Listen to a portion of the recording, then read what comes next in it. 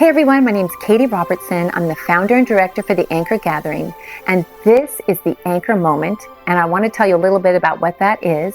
It's a time we get to hear from a guest a little bit about their life, their faith journey, and an anchor moment. And that is a time that someone has had their faith grounded and they've seen Jesus for real in their life.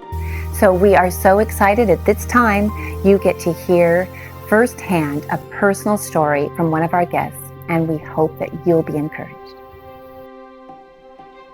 Hi, my name is Barbara Davis Stevens, and yes, I keep the hyphen because I had 5 kids, and some schools knew me as Mrs. Stevens and some schools knew me as Mrs. Davis, and it was just a lot easier. I am a hairstylist, 37 years, still wowing at that, but have really enjoyed my career and enjoyed working with people and helping them reach their best beauty for the last 37 years. I am a grandmother of 7 wonderful, beautiful grandbabies, and I love every minute that they have been in my life.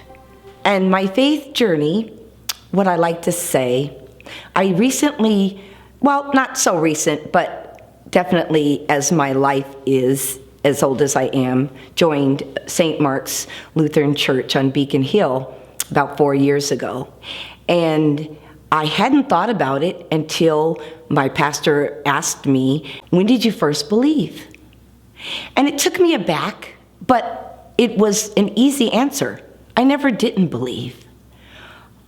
The first words of prayer, and it was the Lord's Prayer.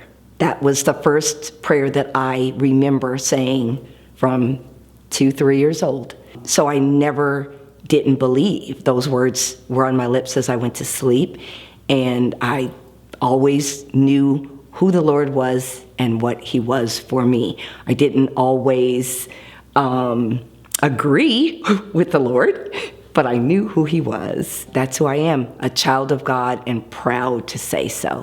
I love to talk about that faith in God because it really shaped and defined my marriage and the friendship that I gained and the love that I gained and the 30-year love affair that I had.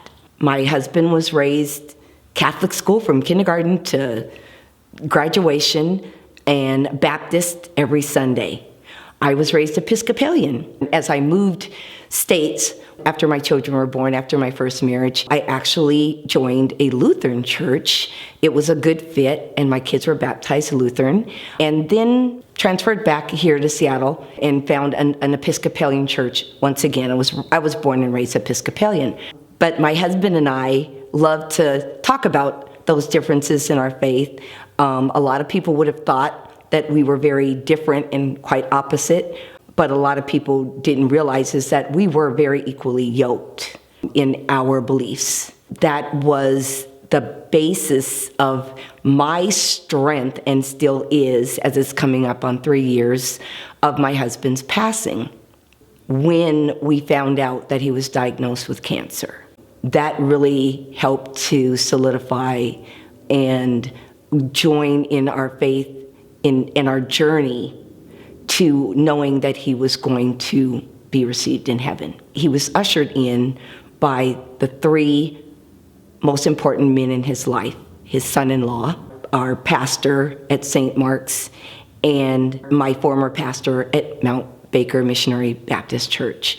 These men were very important in his life. He was so proud to be a father-in-law, and I simply asked them to pray that he would keep his faith strong, that he had a faith and to keep it strong. They individually entered into a relationship with him that was theirs and his alone.